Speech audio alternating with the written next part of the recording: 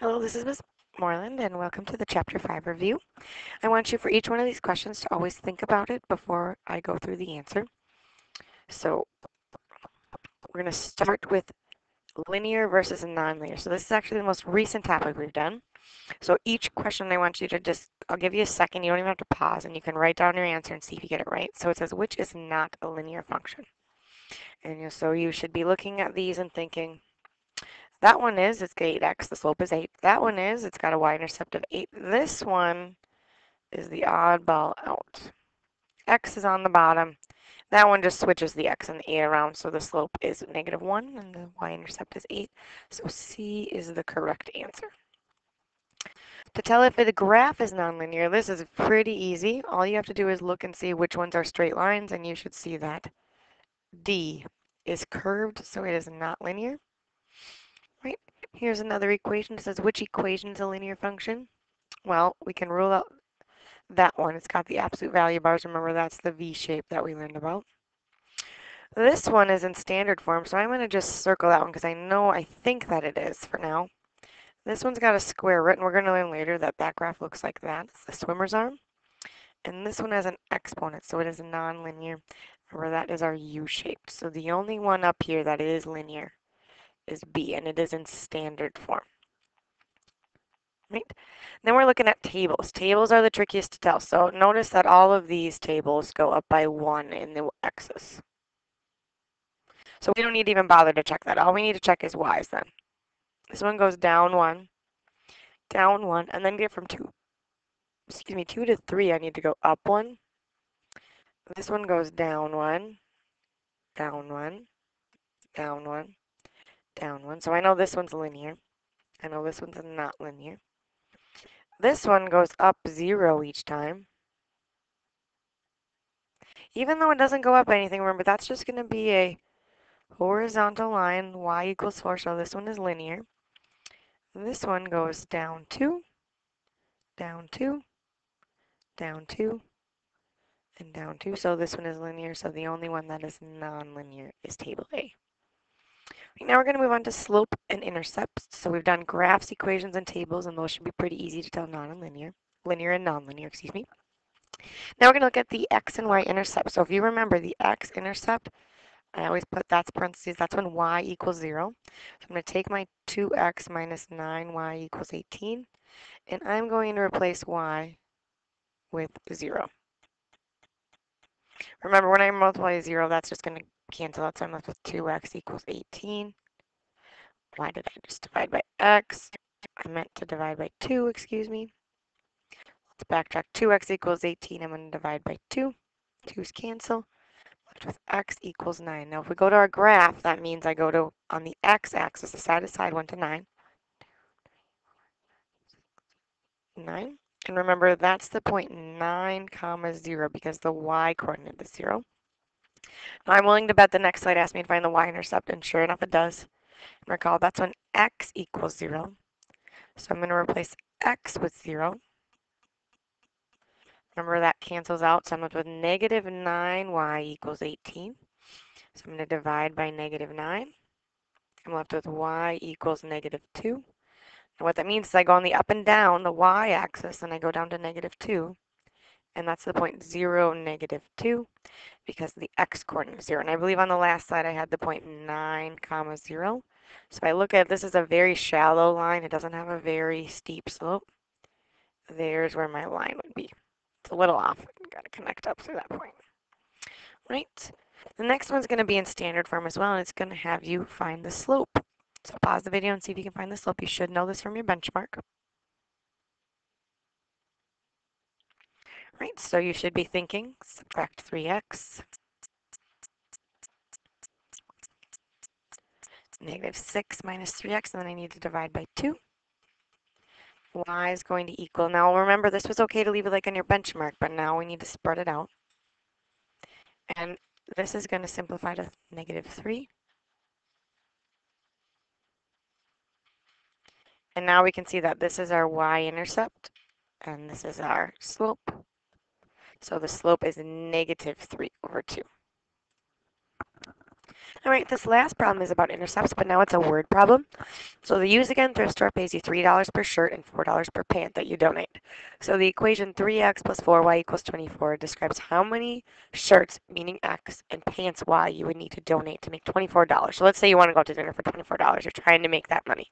Remember, to find the x-intercept, that's when y equals 0. So I'm going to write 3x plus, and oops, that's a 24. And always notice that those always cancel out, so you can jump steps if you want to. So 3x equals 24. That means x equals 8. And we'll get to the real world meaning in a second. Now I'm going to find the y-intercept, which is when x equals 0. So I plug that in.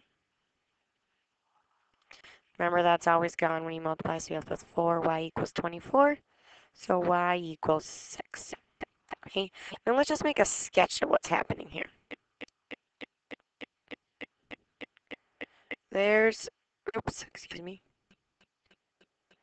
1, 2, 3, 4, 5, 6, 7. That's my x-intercept. 8. That's my y-intercept. So this is really what that line looks like. Now, pause the video for a second, see if you can come up with a real-world meaning for this. So the real-world meaning for the x-intercepts means you have to buy, or you have to donate, excuse me, 8 shirts and 0 pants to make $24.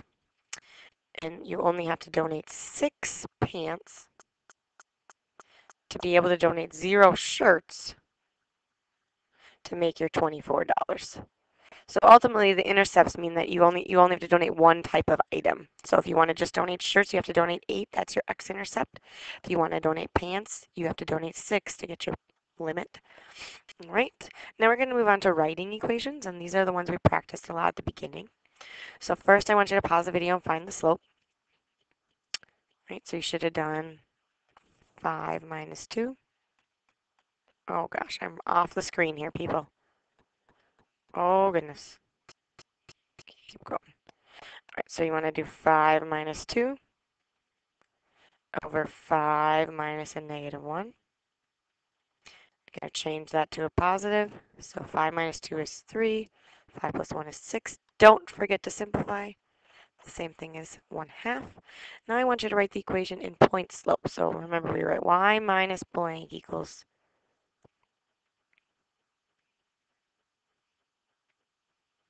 y minus blank equals blank times x minus blank. This one's the easiest blank. That's your slope, so that's 1/2. And you can pick either of these 2 points, so I'm going to label that one as x1, y1. So the y coordinate goes here, so that's 2. The x coordinate goes here, that's a negative 1. Change that to a positive. Right. Now I want you to convert this.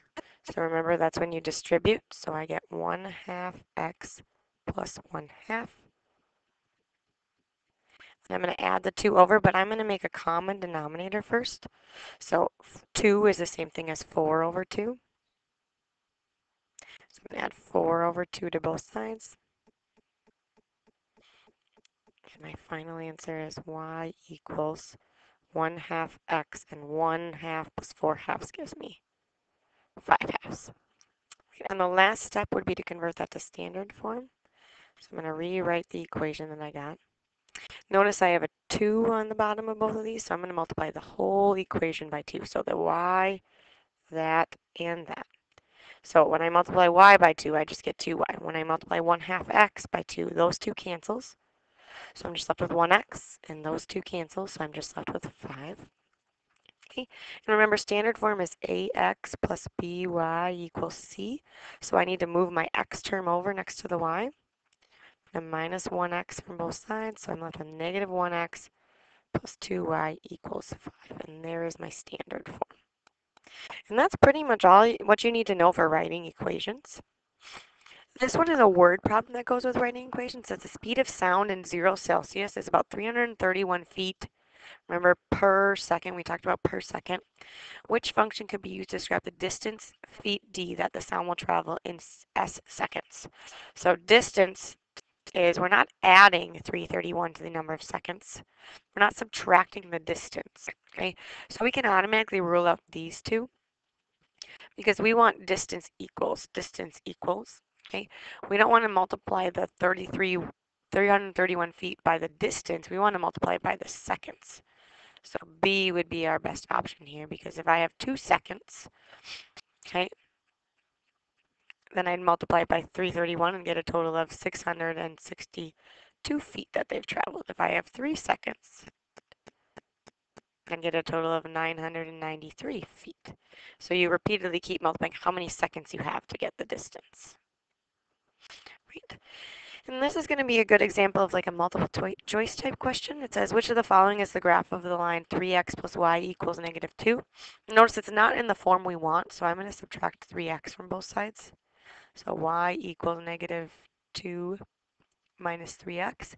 And then we can quickly see two things. We can see that our y-intercept is negative 2, and that our slope is negative 3, if you can read that, sorry. Right, so you got to look and say, okay, all of these have a y-intercept of negative 2, so that doesn't help us rule anything out. But then you look and you see that this is negative 3, so I can rule out B because that's slanting uphill, and I can rule out D because that's slanting uphill. So those two are out. Then look at A and C.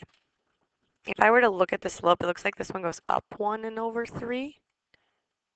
So that has a slope of negative 1/3, so my correct answer must be C, and I can check up 3 over 1.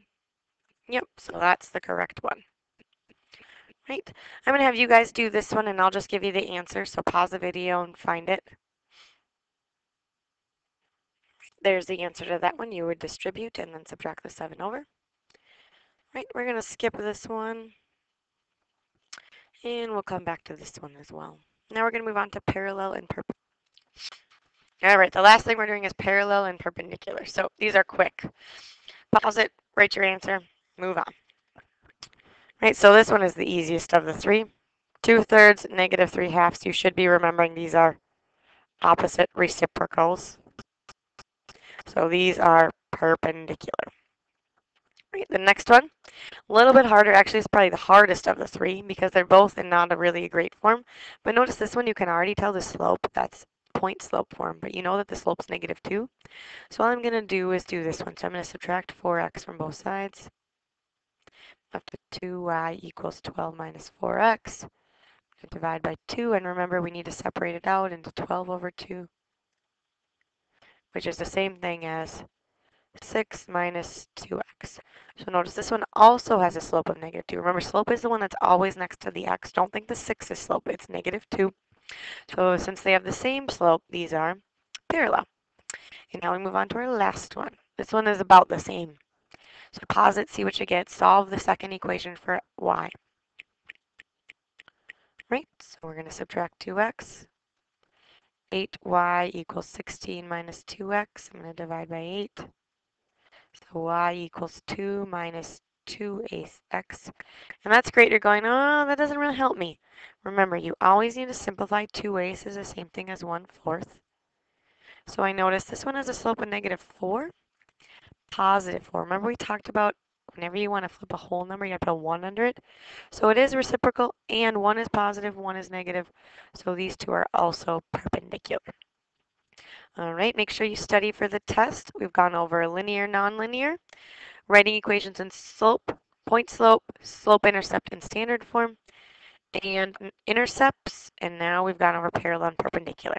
Please rewatch the video whenever you need to, and have a good night.